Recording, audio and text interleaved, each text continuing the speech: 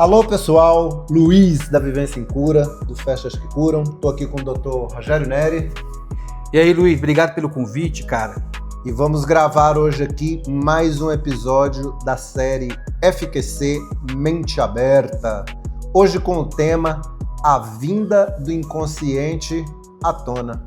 Bora lá? Bora lá. Esse tema é um tema bem profundo, polêmico, vai mexer muito comigo aqui. Espero que mexa, é o nosso desejo, né, Luiz? Que mexa com vocês que estão escutando a gente aí também. Com seu coração, com sua mente. Vamos em frente. Arro. Então, pessoal, vamos lá. Esse assunto tão gostoso, tão profundo. Rogério, gostaria que você falasse um pouco aí sobre você. O pessoal aqui no canal já me conhece um pouco mais. Mas se apresentar, fala um pouco aí sua trajetória rápido e como chegou aqui. Por que estamos falando do inconsciente agora? Beleza, Luiz. Bom, eu sou Rogério, eu me apresento como Dr. Rogério porque eu vim da área da odontologia. Eu já tenho 63 anos agora, mas eu já venho na área da saúde há mais de 35 anos. Eu sou formado em odontologia, minha especialidade é DTM, dor e disfunção temporomandibular. Enfim, é uma área complexa da odontologia. Então, há mais de 35 anos eu me enveredo por esse campo e essa especialidade ela lida com bruxismo. E eu sempre estudei, todo mundo sabe, você sabe, todo mundo sabe que essa questão do bruxismo, do apertamento dentário, tem um forte componente emocional por trás disso tudo. Só que a odontologia acadêmica não dá ferramentas para a gente trabalhar com essas questões emocionais. Então eu tive que buscar, por minha conta e risco, informações. Fui fazendo vários cursos holísticos, integrativos, né? Me formei em acupuntura, fui para a China uma época da minha vida para concluir meu curso. E eu fui estudando e fui entrando no campo, então, das emoções. E eu me formei, acabei fazendo alguns cursos em hipnoterapia. E eu acabei fazendo a transição de carreira da odontologia para a hipnoterapia. Inclusive, essa questão do doutor Rogério, uma coisa até polêmica, mas esse doutor vem da odontologia, porque tradicionalmente, principalmente há alguns anos atrás, dentista, médicos e advogados, todo mundo era chamado de doutor. Isso é sagrado, né? Essa alcunha de doutor ficou, então eu uso o doutor Rogério Neri, porque é assim que eu sou conhecido. Mas, na verdade, eu sou um grande estudioso, pesquisador, e hoje, como hipnoterapeuta, eu trabalho com os meus clientes justamente tentando fazer com que ele acesse isso que a gente está conversando aqui. O que é o inconsciente, o que é o subconsciente, o que é o consciente. Essa é a temática principal dos meus processos terapêuticos. E hoje você tem um método, não é isso? O método Hens? Sim, esse método Hens, ele compreende várias dinâmicas terapêuticas, principalmente o carro-chefe é a hipnoterapia, mas tem outras ferramentas terapêuticas, vamos dizer assim. Então, esse método Hens é um método que eu agreguei ao longo dos anos, muitas informações, muitas ferramentas, para trabalhar justamente com essa parte não consciente, não da mente consciente. Isso é tão interessante. Mas vamos lá, meu querido. Para o nosso ouvinte, para a pessoa que está interessada aqui, acho que um ponto de partida, vamos falar um pouco sobre o que é o inconsciente? Já que a gente está falando da vinda do inconsciente à tona? Como eu te falei, Luiz, vai dar pano para manga essa questão do que é consciente, o que é inconsciente. Mas vamos lá. O importante, pelo menos eu tento, e você também é um cara assim, não adianta ficar aprofundando intelectualmente nisso tudo. A gente tem que trazer isso de uma forma prática para ajudar as pessoas, inclusive a gente, as nossas curas, superar as nossas dores emocionais. Então tem que ser uma coisa prática. Não vamos entrar tanto na parte intelectual disso tudo, não, senão vai dar muita... Mesmo porque, academicamente falando, não há um consenso sobre o que é ou que não é o inconsciente. Dependendo da linha da profundidade vai ter o inconsciente, o subconsciente e por aí vai. Mas eu espero da gente dar um overview rápido aí para quem está entendendo, para ficar claro. E depois que a gente consiga focar na parte prática para as pessoas, o que a gente vai definir como sendo consciente ou inconsciente para a gente seguir aqui e trazer os benefícios maiores dessa conversa, que é você aí se conhecer melhor, principalmente em relação a essas partes que são tidas não percebidas ou escuras de nós mesmos. Confere, querido. Confere, é isso mesmo. Eu vou deixar até você aprofundar um pouco mais nesses argumentos. Vou falar da forma mais simples, porque é essa linguagem que eu uso principalmente com meus clientes, meus pacientes. O que é essa mente consciente que a gente chama? É aquela famosa figura do iceberg, né? Que tem aquela pontinha para fora e o resto do iceberg lá dentro do oceano, do mar. Essa pontinha que está para fora aí é o que eu chamo de mente racional, analítica, é o que eu chamo de mente consciente. A parte analítica, lógica, racional. Essa que a gente está usando agora para conversar. Eu falo, você entende, você fala comigo, eu entendo. Essa a pessoa que está ouvindo aqui escuta porque ela consegue interpretar o código da língua portuguesa que a gente essa tá parte falando. aí que eu chamo de mente consciente, é que eu vou chamar aqui de consciente, tá? Certo. E o que não é isso aí? Essa parte submersa é que eu chamo de subconsciente ou inconsciente, pouco importa. Tem a parte consciente e o que não for isso é o inconsciente. Boa. Eu vou falar uma coisa antes da definição, que eu acho que para enriquecer as pessoas, eu gosto muito de partir de um ponto que é lá do Freud, que, digamos assim, embora não seja um mérito único saber, não é que isso não existia antes dele, mas eu acredito que academicamente ele foi o cara que provou a existência do inconsciente. Sim.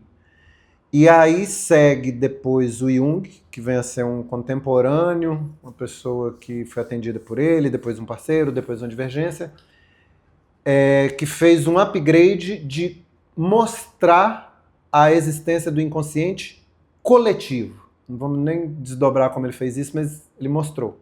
Inclusive, isso, até onde eu sei, é inclusive uma divergência entre ele e o Freud. Porque o Freud, não, o inconsciente é individual. Aí quando não, tem um coletivo, isso é demais. Eu te falando aqui, isso dá polêmica até hoje, cara. Houve uma cisão ali, mas enfim. O Jung demonstra a existência do inconsciente coletivo.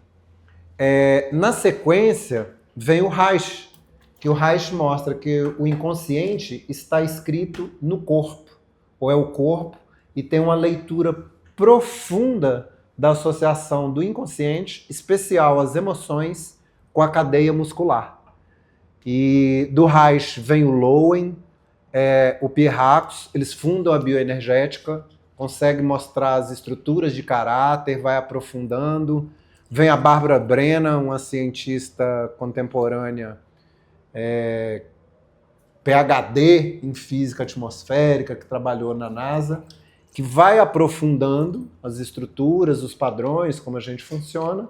E estamos aqui hoje, com esse conhecimento legado da humanidade. E agora, o que vamos fazer com isso? Isso é a história que eu falei que eu acho interessante. Mas para o nível da definição, vamos fazer o seguinte. Antes da pretensão dessa tarefa herculânea, né? Hercúlea, grato aí pela correção. De definir o inconsciente, vamos combinar o seguinte: a gente não vai defini-lo, mas vamos dizer aqui, para efeito prático da conversa que a gente vai seguir, o que ele é. Uhum.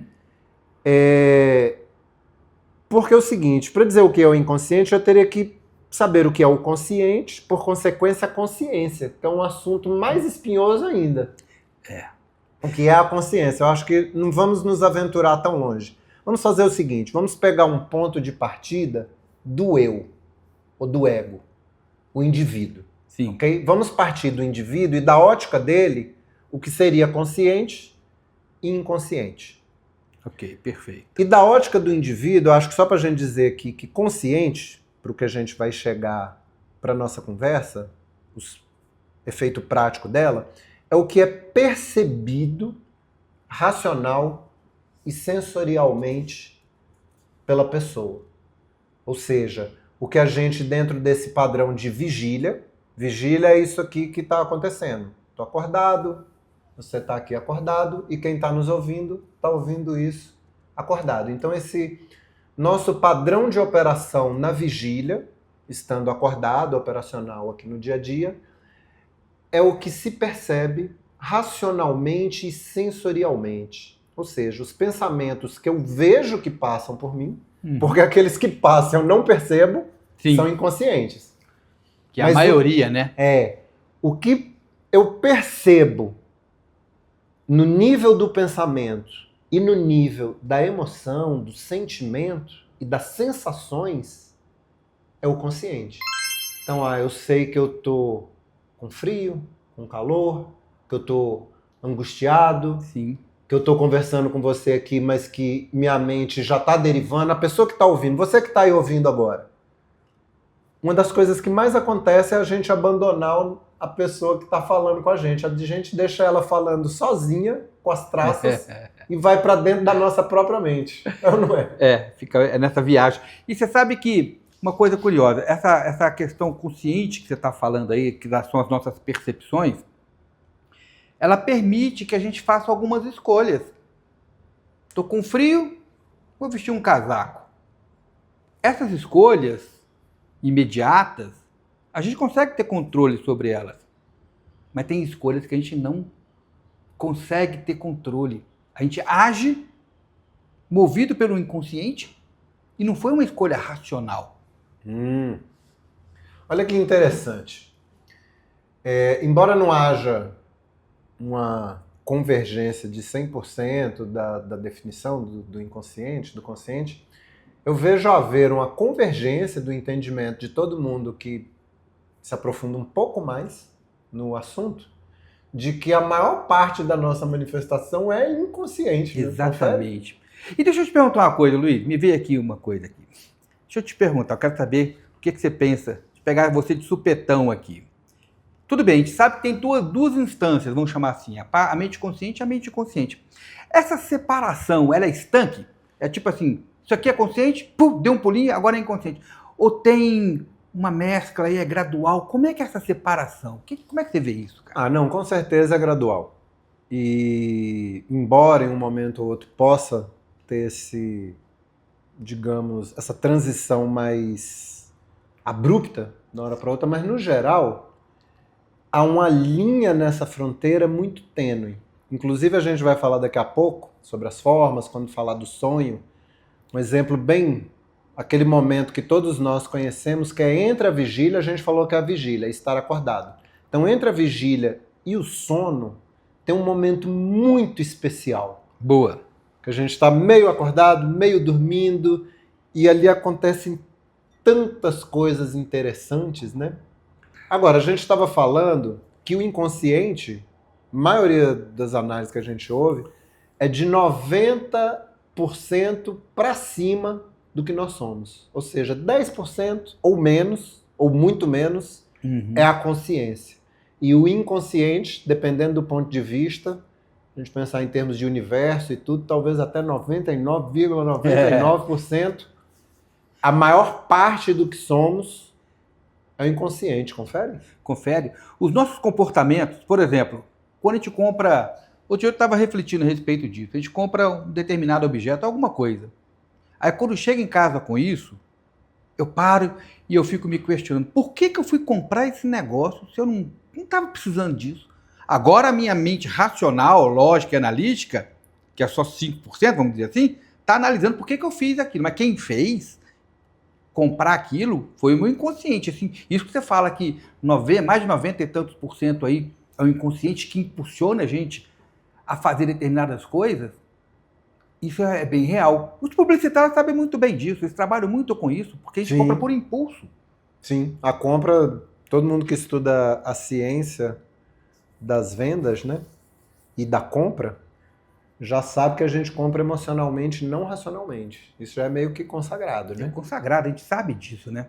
A gente sabe disso. E continua agindo dessa forma, né? Acho que uma forma boa para as pessoas perceberem essa proporção é a gente falar das manifestações do inconsciente, antes da gente entrar na importância de trazê-lo à tona. Que aí você que está nos ouvindo aí, acho que vai ficar bem claro. Quais são as manifestações do inconsciente? A primeira, que eu gosto de citar, que eu acho muito interessante, é o corpo. Boa. O corpo é a pura inconsciência. Não vou dizer a pura. O corpo é o inconsciente manifestado. Sim. Ok? Como é que a pessoa pode perceber isso? Como é que você que está aí nos ouvindo agora percebe?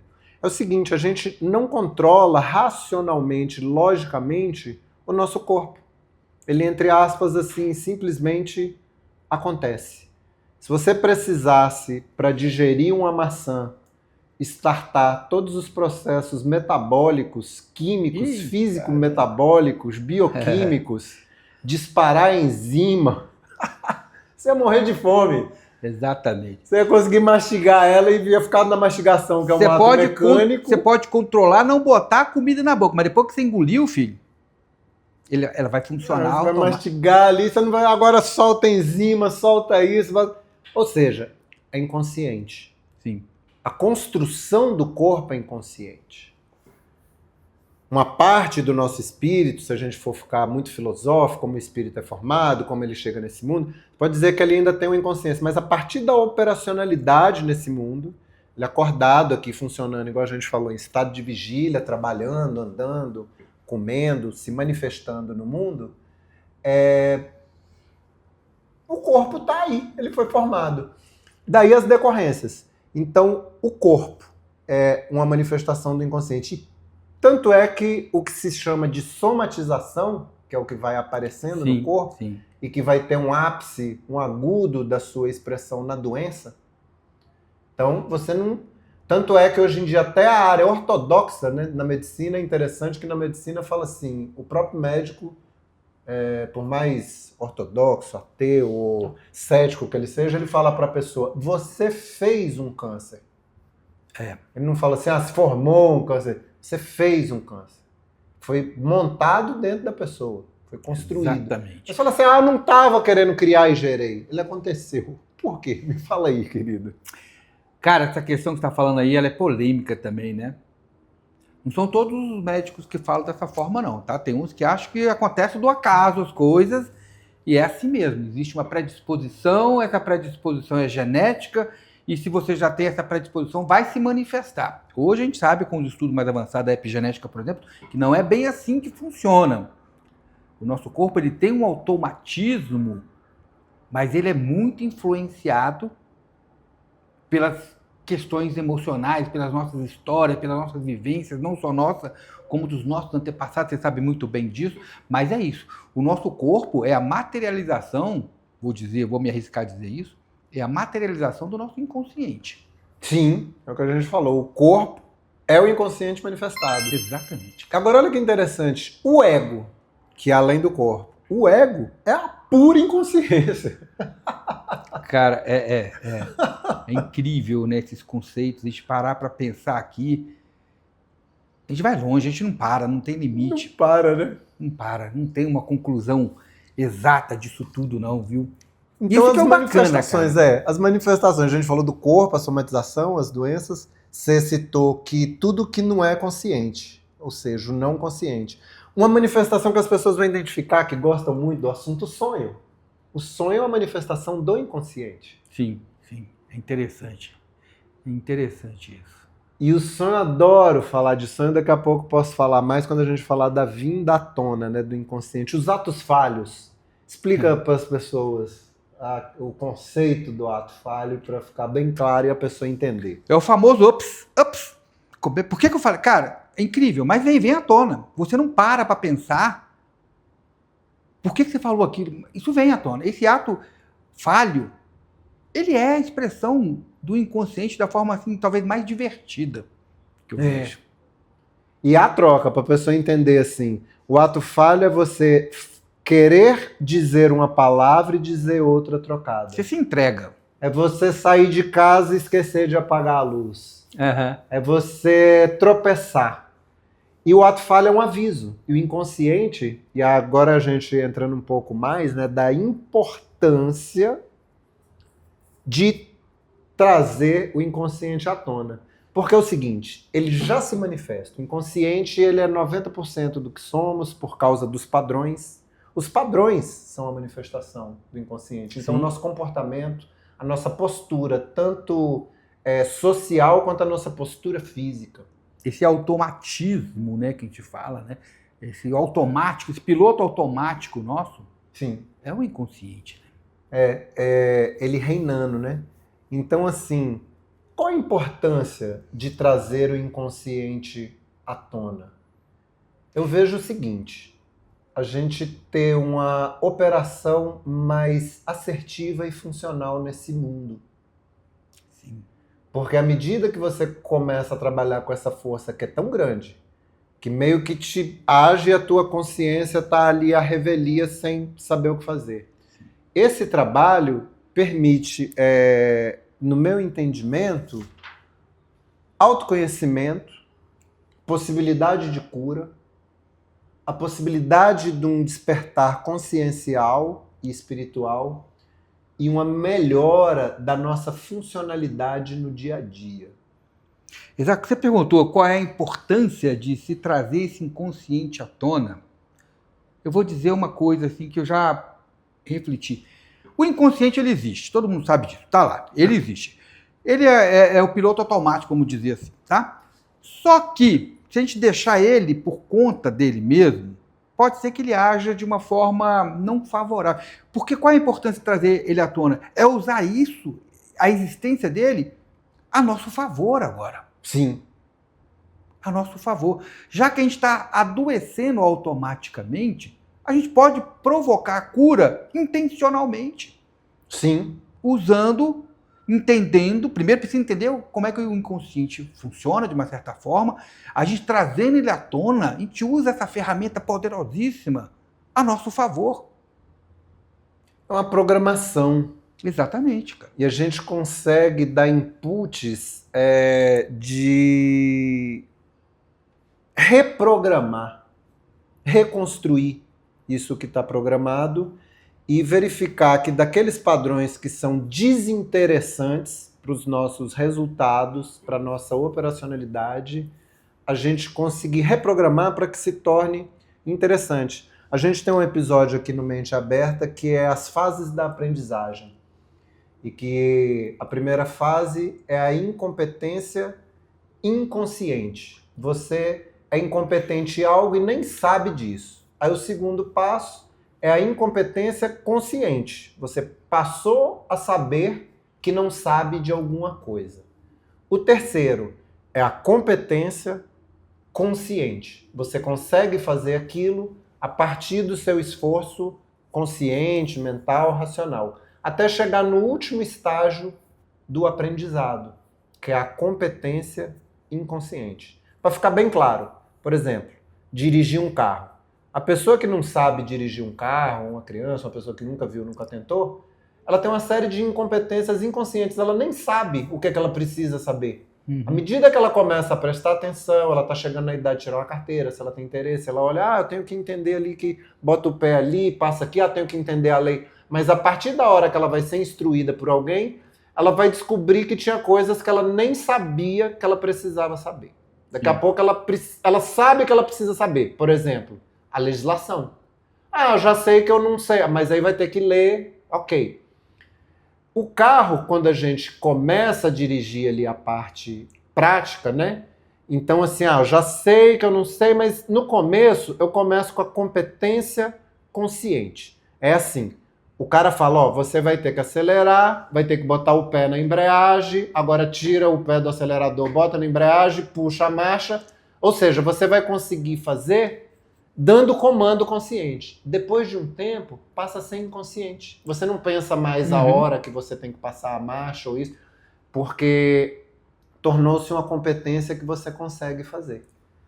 Então, assim como a gente sabe que a doença, o erro, o ato falho, que a gente chuta o pé da cadeira, que a gente tropeça porque está falhando, a gente, é o que você falou, né? Pega a programação e bota a nosso favor. Eu começo a acertar as coisas ao invés de errar. Olha, por exemplo, uma competência inconsciente maravilhosa. Fazer dinheiro. A pessoa botou isso no eu dela. Ela começa a fazer dinheiro fazendo. As coisas dão certo. Ao invés de dar errado, começa a dar certo. A pessoa aparece ou liga, as coisas começam a ficar fáceis ao invés de difíceis. É importante, não é? É importante. Inclusive, esse conceito de fácil é legal a gente parar para pensar, porque tem o conceito do simples e o conceito do fácil. Simples não quer dizer que seja fácil. O fácil com o aprendizado, aquilo que se tornava difícil porque a gente desconhecia, a gente vai tendo aptidões e desenvolvendo isso. Então, do difícil começa a ser fácil. Agora, a simplicidade, cara, depois vai dar pano para manga também. Simplicidade é o ápice. É de tirar tudo aquilo que não é da gente, que não presta, para que seja menos complexo. Agora, a facilidade é um processo de aprendizado. A facilidade é um processo de aprendizado. É isso que eu... de onde você pegou? Você pega a questão que você falou do dirigir. No começo é muito difícil, lógico, você não sabe. Quando você começa a praticar aquilo, entender o processo, vai se tornando cada vez mais fácil aquilo.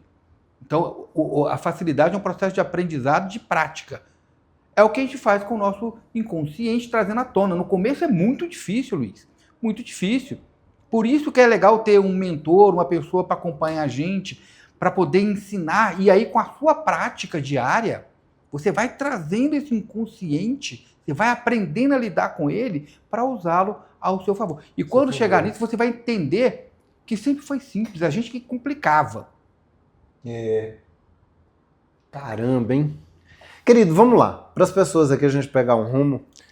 Os métodos de trazer o inconsciente à tona. Opa, boa. Bora começar pela hipnose? Bora. A tua área aí. Bora. Fala um pouco sobre essa relação, como isso acontece na hipnose, o inconsciente vem à tona, se quiser um caso, uma coisa interessante. Então, o primeiro é desmistificar o que é hipnose. Tem gente que pensa que hipnose é um transe, você vê muito essas coisas na internet. Não, hipnose, na verdade, é um estado de conexão de você com você mesmo. Então, tem métodos... Hipnose é um estado de conexão de você com você mesmo. Exatamente, é conexão, Legal você isso. se conectar com você. Então, tem métodos para fazer, para induzir uma pessoa a se conectar. Então, não vou chamar de transe, porque é uma palavra comum. Tá num transe hipnótico, clínico, bem conduzido, o cliente não perde, a pessoa não perde a consciência de si, ela não perde o controle, ela não dorme, ela não vai para Nárnia. Ela esquece do que ela fez, ela não sabe o que está acontecendo? Não, aliás, ela fica mais consciente dela, nesse estado, do que fora de hipnose. Por quê? Porque fora do estado de hipnose, você está à mercê de várias influências externas. Você está divagando, está ouvindo aquilo, você está meio solto. Quando você entra no estado de hipnose, você fica tão conectado de você, que você tem fica mais consciente de si nesse momento. Então você fica lúcido, você não perde controle, você não vai falar... Muita gente tem medo de hipnose pensando que o hipnólogo vai entrar na minha mente... Vai mandar eu comer uma cebola achando que é uma maçã. Não, olha, se fosse... Eu até brinco com os meus clientes, falo, cara, se eu tivesse esse poder, a primeira pergunta que eu faria é: qual é o número do seu cartão de crédito? Qual é aquela... Então não existe isso, tá? É bom falar isso para a pessoa entender que o estado de hipnose clínico é só um estado de conexão. Porque quando você está conectado com você, fica mais fácil você acessar o seu eu vou chamar de subconsciente, tá? Que é a parte mais superficial do inconsciente. O inconsciente também ele é dividido, eu divido entre o subconsciente e o inconsciente propriamente dito. O subconsciente é a parte mais superficial do inconsciente, onde fica, por exemplo, as nossas emoções. Certo. Então, quando você está conectado e tem uma indução específica para isso, quando você é e você se permite entrar nesse estado, fica mais fácil você acessar esse subconsciente. Ou seja, fica mais fácil você acessar memórias, trazer memórias à tona, de processos traumáticos, por exemplo, para você poder tratar isso. Aí tem técnicas específicas, a gente não vai entrar especificamente nisso, não. Mas o estado de hipnose é um estado no qual você está mais consciente de si, está mais conectado com você mesmo. E isso permite acessar o seu subconsciente ou inconsciente de uma forma mais fácil do que no dia a dia. Que, como, por exemplo, aqui estou conversando com você, eu não consigo acessar meu inconsciente. Agora, se a gente entrar num estado de conexão, aí fica mais fácil esse processo. Você falou de uma indução para levar a pessoa a essa maior conexão com ela mesma durante o transe hipnótico, o estado hipnótico. Sim. Você pode citar um tipo de indução, a forma de induzir para a pessoa que está interessada, ela saber o que vai fazer com ela? A primeira coisa é a pessoa ter confiança e segurança no profissional que vai tratar. Ou seja, ela tem que confiar em mim para ela entender, por exemplo, que ela não vai perder controle a hora nenhuma, para ela se permitir, porque tudo parte dela. Vou te falar uma coisa aqui, ninguém consegue hipnotizar outra pessoa. O processo de hipnose é um processo de auto-hipnose. Isso é bem interessante. De uma autorização, poderia dizer, usar esse termo? A pessoa que entra no estado. Quando eu falo que eu vou induzir, eu vou acompanhá-la eu vou criar condições para que ela faça isso. Como? Silenciando a sala, silenciando o ambiente, modificando o tom da minha voz, falando numa voz mais suave, hipnótica. Existe contagem regressiva. Isso é explicado antes, para que a pessoa não seja pega de surpresa, e ela entende como é que é o processo, e aí ela mesmo vai entrando nesse estado. A contagem regressiva, por exemplo, ela simboliza um mergulho nela mesma. Uma regressão, né? A regressão é um estágio, é depois. É porque, eu digo assim, a contagem regressiva é a indução de regressão. Exatamente. É como se fosse um mergulho, é como se estivesse descendo uma escada, aprofundando um processo. Você falou do inconsciente coletivo, está no inconsciente coletivo que uma contagem regressiva eu estou regredindo, né? Exatamente. Exatamente. E olha só que interessante. Não precisa ser só um set clínico para você fazer essa abstração do externo e você se conectar com você mesmo. Várias vezes você entra num estado hipnótico sem perceber que está nele. Por exemplo... Isso é interessante, né? Por exemplo, quando você vai assistir um filme. Você liga a televisão, ou vai assistir a um filme, a sua mente racional sabe, isso é filme, isso é mentira, é um set de filmagem, tem atores, atrizes, esse ator aí eu vi no outro... Isso é a mente racional vendo um filme. Só que ninguém assiste um filme com essa mente racional, a não ser que você seja um profissional da área. Você está analisando tecnicamente aquele filme. Mas normalmente nós, simples mortais, quando a gente liga lá o filme, né? a gente abstrai de tudo e mergulha naquele filme como se fosse uma realidade. Então, se é um drama, você chora, se é um romance, você se apaixona, se é um filme erótico, você se excita. Olha como é que o corpo reage bioquimicamente àquela percepção como se aquilo fosse real. Isso é um estado hipnótico. Você estava falando, me veio a imagem, lá no projeto do Festa, a gente tem crianças, esse dia uma das minhas afilhadas lá, a novela está com 2 para 3 anos, senta na frente da televisão, está hipnotizada. Exatamente. Você chega ali do lado, entra no campo do ângulo visual dela, veja assim que eu estou vindo aqui pela lateral, né? Estou entrando na percepção da lateralidade dela, entro ali, ela fica olhando assim em frente, chega o olhinho, fica assim brilhando, cintilando, olhando aquela... legal. A gente perde, mas é isso, né? E esse estado hipnótico é um estado natural da mente humana, a gente vive entrando nesse estado. Quantas vezes, por exemplo, você citou o negócio do carro aí, dirigir. Quantas vezes, Luiz, você liga seu carro, você sai do seu trabalho, você chega em casa, depois que você chega em casa, você nem lembra por onde você passou, que você está naquela abstração ali, você está no estado hipnótico. Isso é um estado hipnótico. Só que, clinicamente, a gente usa esse potencial natural, só que agora de uma forma intencional. Tem um objetivo para que eu vou te colocar no estado de hipnose. O filme, você fica à mercê daquilo que está passando dos estímulos. Dentro de um tratamento terapêutico com hipnose clínica, a gente vai direcionar, vai passar um filme, só que agora não é na tela da televisão, agora é na sua tela mental. E é intencional, a gente vai buscar algumas memórias emocionais, ditas traumáticas, para poder, de uma certa forma, lidar com aquilo de uma forma mais positiva. Estava vendo aqui, você falou uma palavra que eu acho que a gente falhou lá quando a gente falou da importância da vinda do inconsciente à tona. A gente citou algumas coisas, né, de mudar os padrões e tudo, mas uma delas, porque o padrão é isso, a gente falou se reprogramar para coisas que vão nos fazer bem.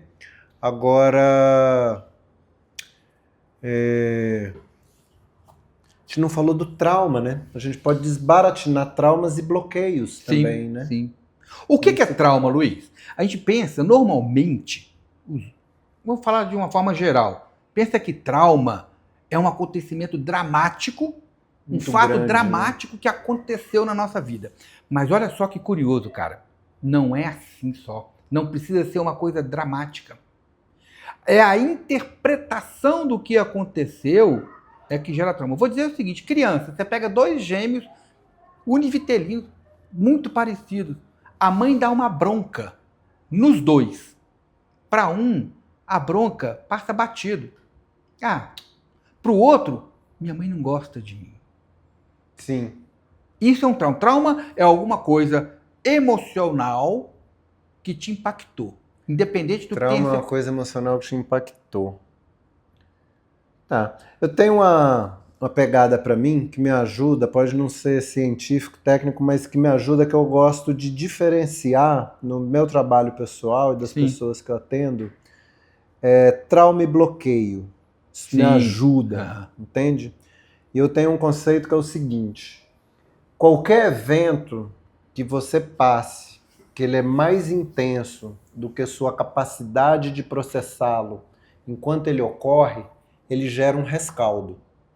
E se ele é muito impactante, e ele é muito intenso, ele pode abrir o trauma. Ou seja, o rescaldo ele é tão grande que aí vai ficar aquela massa gigante, psíquica, emocional, energética e espiritual para ser catalisada. Só que como o evento foi muito impactante, os meus mecanismos de defesa me impedem o acesso, o trauma ali. E já entendo assim como o bloqueio, a repetição de coisas simples em cima de um mesmo tema. Então, por exemplo, uma surra do pai pode traumatizar. Agora, o mesmo pai falando, pô, você é um cabeção, você não presta, você não faz nada direito. Muitas vezes, sem nem ter sido muito grosso em algumas delas, mas ao longo de muito tempo, de meses, de anos, falando, pô, você não faz nada certo. É um bloqueio. Eu entendo muito assim. Ambos têm os seus desafios, mas isso me ajuda, como a gente é muito sistemático, o ser humano né? Isso me ajuda na prática a conseguir desbaratar muitas coisas. Esse bloqueio aí, esse bloqueio, essa figura é legal. É como se você colocasse um crachá, um identificador. O bloqueio, de tanto repetir aquilo, ela se identifica com aquilo, então é só isso aí. É um bloqueio, eu sou assim. Não consigo, né? Não consigo, essa é a minha forma de agir, é isso que eu vou fazer. Isso realmente é uma identificação que a pessoa... Não é a identidade dela, mas é como ela se identifica. Ai, caramba! Vamos lá. A gente falou então dos métodos para trazer o inconsciente à tona. Falando aí da hipnose. Eu gosto de citar os sonhos. E já vou dar o spoiler aqui, porque esse é um assunto tão fascinante, tão procurado. Vou falar bem rápido aqui algumas coisas, e você que está ouvindo aí, quiser aprofundar, basta entrar aí no site da Vivência em Cura, né? vivenciaemcura.com.br, e pode botar lá no menu Viagem da Cura os sonhos. Integração dos sonhos vai trazer esse resumo que eu falo, porque todo mundo, sei lá, eu ainda não conheço só uma pessoa que tenha dito assim, não gosta, não tem interesse. Tem gente que quer saber, quer ler livro disso, daquilo, o frito, digamos, né? Mas, no geral, é um assunto que comove, toca a todos nós os sonhos. Demais, cara. Porque atire o primeiro o quê? Atire o primeiro ato falho quem nunca se impactou com um sonho, né? Então, o sonho, vamos falar, a primeira coisa que vem à mente, quando a gente fala de sonho, que o assunto vem à tona que eu vejo, é interpretar o sonho. Aí fica, o que quer dizer sonho com isso, sonho com aquilo? Eu digo o seguinte, a gente conhecer assim, o que quer dizer sonhou com isso ou sonhou com aquilo, serve o treinamento genérico para nos trazer repertório em relação ao simbolismo. Sim. Não quer dizer que sonhou com isso, é isso, sonhou com aquilo, é aquilo. Mas, por exemplo, água. A água, ela está consagrada no inconsciente coletivo como sentimento. É uma visão, entende? Agora, por exemplo, sonhou com um dragão, quer dizer, isso é muito pessoal. O que é sonhar com um dragão para uma pessoa e para outra, e o contexto. Então é o seguinte, além de ter esse repertório de símbolo, que é legal, né? A semiótica das coisas, simbologia. Primeira coisa para se interpretar um sonho é conhecer a pessoa do sonhador. É o que a gente falou, não é? Ah, sonhou com isso, é isso. Não, quem sonhou? Primeira coisa, conhecer a pessoa do sonhador. Segundo, saber o que o sonhador estava passando no tempo, no momento, no período e que sonhou. Terceira coisa, saber o que o sonhador sentiu enquanto sonhou. Eu falei do dragão. A pessoa chega e fala assim para você, poxa, Rogério, sonhei com um dragão. Aí uma pessoa desavisada já vai falar, ih, caramba, foi um pesadelo. Você não perguntou o que ele sentiu. Exatamente, entendeu? Cara, tocou no cerne da questão aí. Olha o que acontece. Uma pessoa fala assim, pô, sonhei com um dragão. Se você partir do seu repertório, pode ser que você já presuma que foi um pesadelo, que ele acordou cagado nas calças, morrendo de medo e que foi uma porcaria. Mas aí você fala, e aí, como é que foi? Ele pode te surpreender a resposta. Pode ser, por exemplo, foi maravilhoso. Vou te dar um exemplo. Eu tenho uma filha que ela é apaixonada pela figura do dragão. Ó, tá vendo? O dragão remete para ela a força, a aventura, a mágica, a mística. Ela tem essa pegada. Eu já não tinha muito. A minha figura de dragão para mim era uma coisa terrível. Quando eu era criança, dragão me assustava. Pode ser para a maioria das pessoas. Assim como cobra, por exemplo, é para, sei lá, vou chutar aqui, 90% das pessoas algo ruim. Tem muita gente que tem a cobra tatuada no corpo, ele tem uma identidade, né?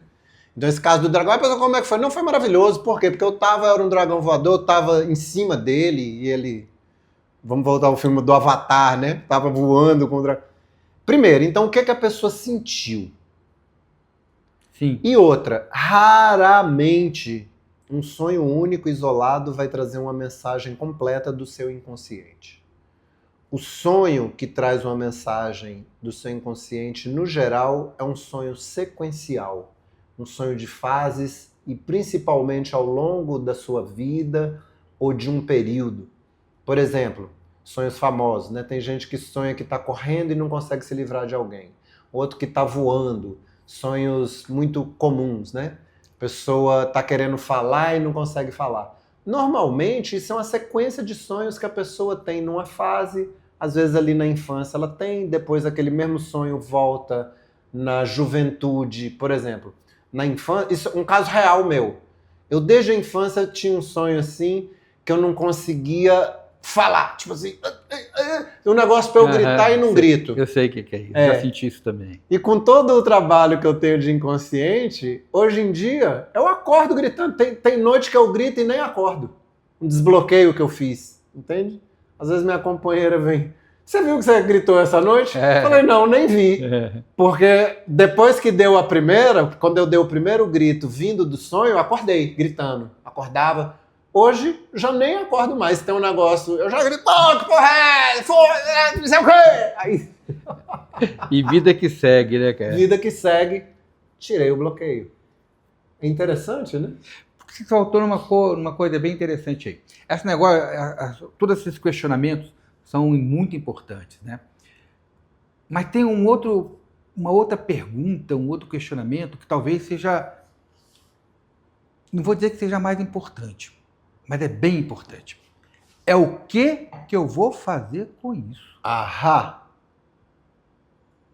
O que adianta toda essa experiência vivida se você não vai fazer nada com isso? A pergunta é, o que eu faço com isso? E aí, Luiz, eu jogo essa batata quente aí. Bingo! Olha o que acontece, querido. Dentro dos métodos que eu conduzo, os trabalhos, tanto com as pessoas, especialmente com os grupos, a gente faz as imersões, né? As imersões terapêuticas. Então um dos princípios que eu tenho nas imersões é a vinda do inconsciente à tona. E a gente usa todos os recursos que a gente tem para que isso ocorra. Os sonhos é só um deles, né? Durante a imersão, a gente abre as rodas primeiro da manhã perguntando quem sonhou, o que sonhou, compartilhar, trazer. Tem os trabalhos profundos, né, em cima dos sonhos, mas a gente tem muitos métodos para trazer o inconsciente à tona. Aí o que você falou, por exemplo, o sonho, né? Primeira coisa, o que sonhou, quem era o sonhador, o que estava passando, o que sentiu. Aí você perguntou o porquê e o que fazer com isso. Então o que acontece? Eu tenho visto um padrão das mensagens do inconsciente que ele vai mandando mensagens leves que vão se agravando até explodir. Então, por exemplo, a pessoa está lá operacional, levando a vida, como todos nós, o volume de informação, de cargas e de coisas que acontece é muito maior do que o que a gente processa, e ela está dando o melhor de si, como todos nós. Mas aí daqui a pouco ela começa a tomar caixote da vida. faltas, dificuldades. E o inconsciente começa a mandar avisos leves. Sim. Então, por exemplo, um ato falho é um aviso leve. Você vai lá e pumba, chuta a quina ou o pé da mesa, da cadeira. Foi um avisozinho, ó, cuidado, você está tropeçando nas coisas, você está se atrapalhando. Quer dizer que não existe acaso, então?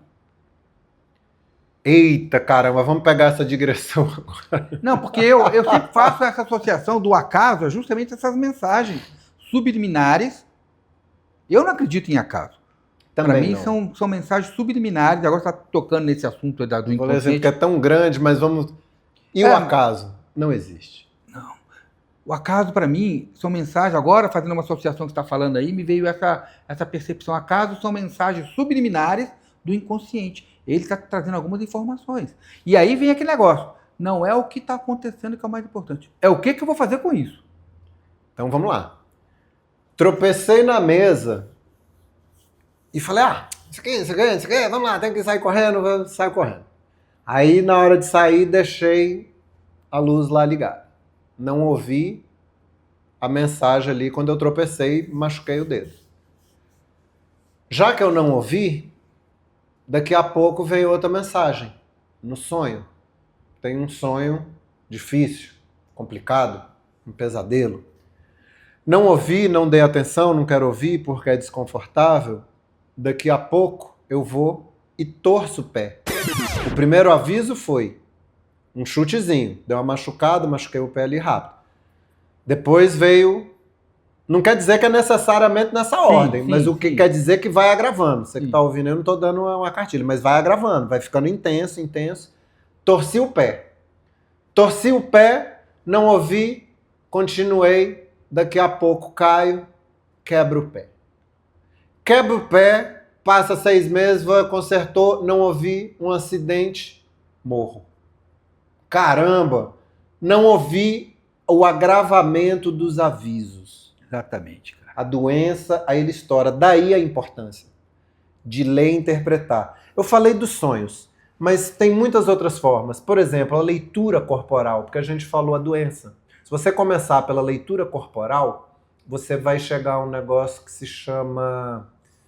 Eita caramba, me fugiu. Nosografia, que é a descrição sistemática das doenças. E quando você parte para o aspecto causal da saúde e da doença, além da leitura corporal, a gente vai começar a fazer interpretações de qual tipo de comportamento, sentimento e crença que a pessoa tem que vai redundar em determinado desequilíbrio. A gente pode entender, por exemplo, como doença. São padrões, né? São padrões que acabam somatizando essa somatização que a gente chama de doenças, né? Sim. Mas são padrões. Aquilo que a gente falou, por exemplo, hoje em dia, até acredito que os médicos mais céticos, digamos assim, começam a entender, por exemplo, que o câncer tem um fortíssimo componente emocional. Cara, tem um padrão, por exemplo, de ressentimento, de sentimento pesado, negativo. É porque o corpo, como você falou logo no começo, o corpo ele é a manifestação do inconsciente, ele é a última instância, a instância mais material. Exatamente. Enquanto você falou assim, se a gente não começa a fazer a leitura anterior, aonde a coisa não está agravada, vai chegar uma hora que vai ter que vir de uma forma muito clara, concreta, mensurável. Cada vez mais evidente. Que é o corpo físico, que é a última instância da nossa inconsciência. Então, por exemplo, na leitura corporal, quem está ouvindo a gente chegou até essa hora aqui, com certeza já ouviu falar, por exemplo, de reflexologia. Você pega na acupuntura, a gente tem lá a reflexologia no pé. No pé tem a reflexologia de todo o corpo. Na íris eu tenho a reflexologia de todo o corpo. E por aí vai. Então eu vou fazendo a leitura. E interessante que você, como dentista, olha o que eu vejo. Os dentes, ele tem a nossa reflexologia mais profunda. Porque se você pegar lá a íris, pegar o pé, qualquer uma, mas o que acontece com os dentes? O dente é a estrutura mais densa do corpo. É mais denso que os ossos. Eles estão incrustados no osso mais duro. e são sustentados pelo músculo mais forte do corpo. Então, é assim, a nossa reflexologia mais contundente. E vou te falar uma característica bem curiosa. Isso que você está falando é a pura verdade. O esmalte dentário, ele é a estrutura mais dura, mais forte, mais rígida que a gente tem. Muito mais duro do que um osso. O osso é muito flexível em relação ao esmalte dentário. Então, é uma estrutura muito dura, mais dura que a gente tem no nosso corpo. E, ao mesmo tempo, é muito sensível o dente. Você pegar um fio de cabelo, você morder ali, você sente a textura através do esmalte do dente que passa informação para o periodonto. Você percebe. É duro, mas é muito sensível. Então, essa questão do microsistema que a gente chama, né, que são o microsistema dos pés, das mãos, da orelha, dos olhos, é a parte refletindo todo. O microsistema dentário, os dentes têm essa informação, que é muito pouco estudado, inclusive, viu, Luiz? Muito pouco estudado. Mas é curioso. Olha só, quer ver uma outra curiosidade? A nossa pineal, pineal que é... Não vou entrar nesse método, mas a pineal, todo mundo sabe da polêmica que é, da importância que é a pineal. Hoje, então, estão voltando os estudos. Tem um médico muito estudioso, muito bacana, Dr. Sérgio Felipe. Acho que é isso mesmo, Dr. Sérgio Felipe. Ele estudou a pineal de uma forma muito interessante. E ele abriu a pineal e ele olhou que tem cristais de apatita. São cristais que tem na pineal. Sabe aonde que é o único local fora a pineal que tem apatita? No esmalte do dente, hidroxapatita. Uau. Então, através da mastigação, você começa... Lembra que eu te falei que a gente tem percepção até de um fio de cabelo? A mastigação, os dentes passam informações inconscientes daquilo que está passando e a gente acaba engolindo aquilo. As emoções, por exemplo, os toques dos dentes inferiores, dos dentes superiores, o toque máximo se dá não é na mastigação. Porque quando você macera o alimento, automaticamente você já abre a boca de novo para dar outra mastigada. Os toques integrais, a máxima intercuspidação que chama, o toque máximo, intercuspidação dentária máxima, o máximo contato que a gente tem dos dentes inferiores com os dentes embaixo, superiores, é na deglutição, quando a gente engole. Por exemplo, você engole saliva, a média aí 2 vezes, não sei qual é a média, mas frequentemente está engolendo. Toda vez que você engole, você está tocando da forma máxima seus dentes inferiores com os dentes superiores. Ou seja, está tocando a hidroxapatita, a apatita, uma com a outra, e você vai engolindo, e você vai se percebendo. O que você engole é o que você vai refletir. Por exemplo, quais são os sapos que eu estou engolindo na minha vida? Putz. Olha a importância que é. Você falou o negócio dos dentes, eu não queria nem aprofundar muito nisso, mas tem toda uma informação. Quando a gente começa a perceber isso, a gente começa a perceber o nosso inconsciente, cara. Sim. Daí a importância de trazer isso à tona. Quando eu fiz a formação na bioenergética emocional, que fui trabalhado, fui exprimido nos meus músculos e na emoção toda, aprendi, dentre outras coisas, que essa tensão aqui na mandíbula, né, tem a ver com palavras não ditas. Tem inclusive um texto aí na Vivência em Cura sobre palavras não ditas, que é incrível. Vamos lá, querido, para a gente dar um encaminhamento aqui, para deixar as pessoas, a gente dar uma conclusão bacana, eu vou falar do assunto que eu acho bem legal, uma forma de trazer o inconsciente à tona é a leitura do dia a dia. Depois que você amplifica a sua proficiência, por exemplo, de interpretar os sonhos, eu sugiro às pessoas começar a interpretar o dia a dia como quem interpreta o sonho. Por exemplo, teu carro acabou a bateria. Putz, tá acabando a minha energia de locomoção. Eu tive, por exemplo, e tem até hoje questão com água. Infiltração. Tive infiltração quando eu morei no 3º andar, depois meu carro, ele estava infiltrando, a casa que eu tô hoje, ela tem infiltração. Eu que trabalho com as emoções da pessoa e falando que água é as emoções, né? Uhum. Então eu sinto essa questão do trabalho emocional que eu tenho que fazer comigo mesmo, minha alta sensibilidade emocional, as emoções que eu lido com as pessoas em volta. Então sempre um problema de uma goteira, um vazamento, uma coisa, eu falo, caramba, como tá entrando tanta emoção por tanto canto? Uhum. Uma forma de ler interessante, né? Talvez seja até mais fácil ler essa circunstância do que o sonho, porque muitas vezes o sonho a gente não se lembra muito bem dele. E ficar atento a esses acontecimentos é só uma questão de você se permitir também, de provocar essa observação. e fazer análise. E é tão interessante, já li, por exemplo, acidente de carro de muitas pessoas, elas caem o queixo na hora que eu falo, como é que foi a batida? Aí ela fala assim, assim, assado, bateu de frente, bateu de lado, o que estava acontecendo? Você estava dirigindo, estava não sei aonde? Não está acontecendo isso, isso, isso? A pessoa, caramba! Que bruxa é você, cara? Que bruxa é esse, velho? Eu lembro uma vez uma amiga tal, ela falou que ela teve um engavetamento, né? Ela ficou no meio do engavetamento. Aí eu perguntei para ela, depois a gente conversando um pouco, caramba, famosa Édipo e tudo, e não sei o que, um clássico da terapia, estava imprensada em conflito entre a mãe e o pai. Interessante, cara. Interessante, né? E às vezes também essas circunstâncias acontecem, não necessariamente porque tem uma coisa como essa acontecendo, mas pode ser o universo, vamos chamar assim, ou o seu inconsciente se manifestando para provocar você a dar uma parada. Por exemplo, o engarrafamento te provoca ou parar ou pelo menos diminuir a velocidade, o ritmo. Trazer um processo. Se adequar. Então, o trânsito, às vezes, ao invés de você ficar xingando, brigando, pergunta assim. Aliás, olha, uma coisa interessante, diante dos problemas da vida da gente, os problemas, tem muito a ver com essa leitura das circunstâncias que você está falando aí. Todo mundo sabe, é um chavão, né? Problema é uma oportunidade de crescimento e tal. Mas, na verdade, a gente parar para pensar isso mesmo. Porque a primeira pergunta que a gente faz automaticamente diante do problema é: como é que eu vou resolver isso? Essa é a primeira pergunta. É importante, legal, mas essa deveria ser a segunda pergunta. A primeira pergunta é justamente o que você está tocando aí. A primeira pergunta não é como é que eu vou resolver isso, não. A primeira pergunta é: o que isso quer me informar? O que eu tenho que enxergar com esse problema? O que está tentando me mostrar?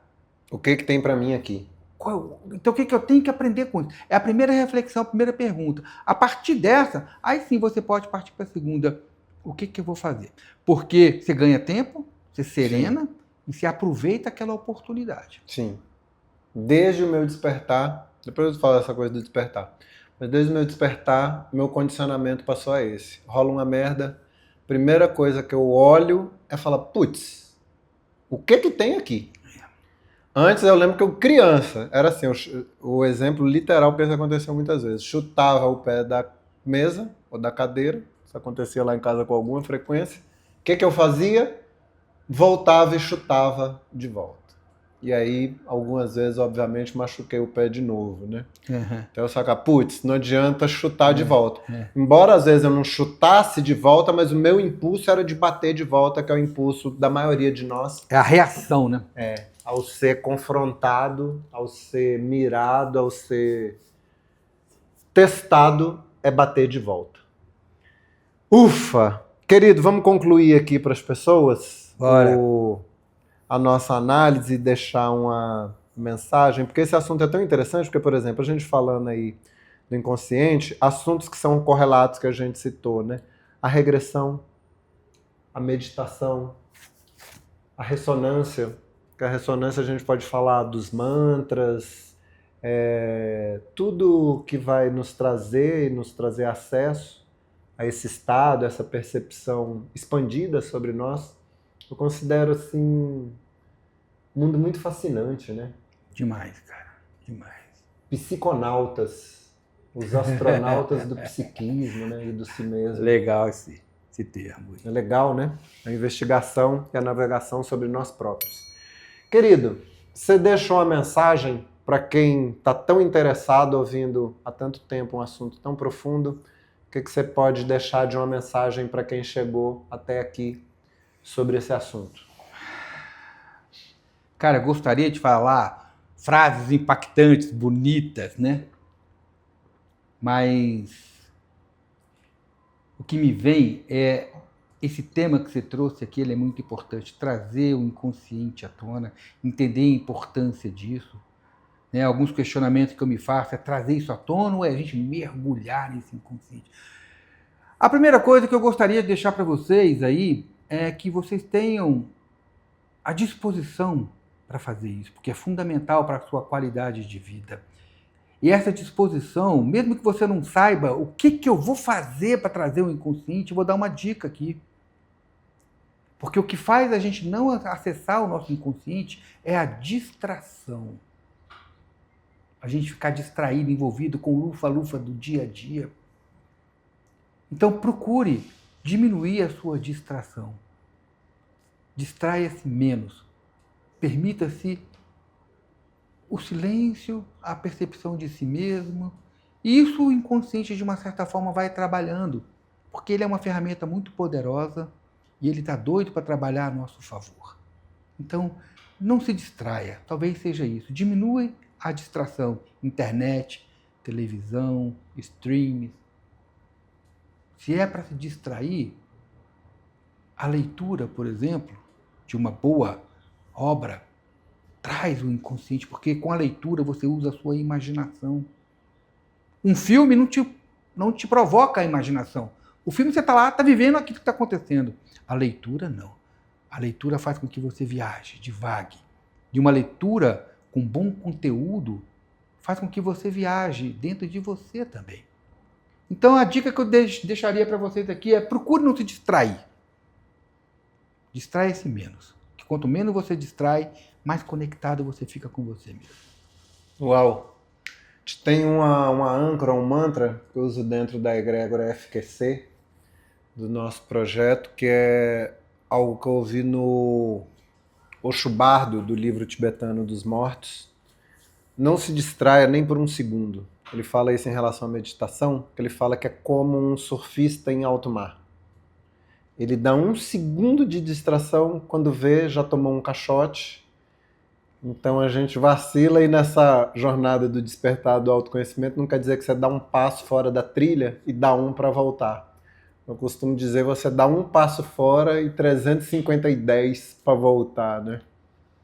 Então, quando você falou de não distrair, me lembrou isso aí. Tá bom, meu querido. A mensagem que eu deixo é: conheça-se, investigue. Já falei aí dos sonhos, deixei uma referência no site da Vivência em Cura. Medite, faça suas terapias de todos os jeitos, terapia individual, terapia com homem, com mulher, terapia emocional, terapia energética, terapia psicológica, todos os tipos, e os trabalhos de grupo. Eu acho que só o grupo, muitas vezes, tem um quantum para determinadas coisas virem à tona. Olha só, desculpa estar te interrompendo, porque você está falando muito profunda, mas é uma coisa que eu tenho para mim também, a importância do grupo, porque tem para mim uma frase, não sei se eu vi, se eu intuí, mas é a seguinte: o crescimento, Luiz, o crescimento ele é individual, mas a caminhada é coletiva. Caminhada coletiva. Bonito isso, hein? Bonito isso. Arrou, que bacana. Arrou. Vamos lá, você que chegou até aqui, parabéns, para além dos bens, curta, siga, compartilhe, manda para as pessoas. Vamos deixar aqui no descritivo os nossos contatos. Do Rogério Neri, quiser saber sobre o método Renz, quer deixar a sua rede? Quem Sim, eu tenho. A minha principal rede é o Instagram, né? É o @doutor.rogério-neri. Doutor é DR. @dr.rogério-neri. Rogério Neri. Ok. A gente está aí no Festas, na Vivência em Cura. Entre em contato e que você possa se descobrir, aprofundar aí no seu inconsciente, ter as suas vivências místicas, despertar de si, para tudo e todos. O mundo precisa da luz de cada um de nós. E de uma forma divertida. Eu gosto muito do nome Festas que Curam. A vida tem que ser celebrada, divertida, a vida tem que ser agradável. Divirta-se. Esse processo de trazer a inconsciência à tona tem que ser um processo divertido. Concorda, Luiz? Com certeza, né? Eu falei, festas que curam. Eu, de todas as coisas que eu passei muita coisa nessa área aí, mas uma delas, embora eu tenha formação, proficiência, muita eficiência em trabalhar a lama, processar a treta que as pessoas têm, lá no fundo do fundo do fundo, o aprendizado que mais ficou no meu coração, que a cura mesmo começa na alegria. O sofrimento, a dor não serve para nada, a não ser para mostrar que você está no lugar errado. A cura começa quando você começa a olhar para o lugar certo e volta. Então, a partir da alegria, eu aprendi isso dentro do Vipassana também, que você só tira uma sombra profunda depois de ter ido a uma luz que te catapulta, te impulsiona e libera uma alegria tão profunda, tão forte, tão intensa, que libera uma energia que te capacita a ir lá no fundo. É bonito, né? Demais, demais. Queridos, beijo no coração. Obrigado a todos aí, um beijão.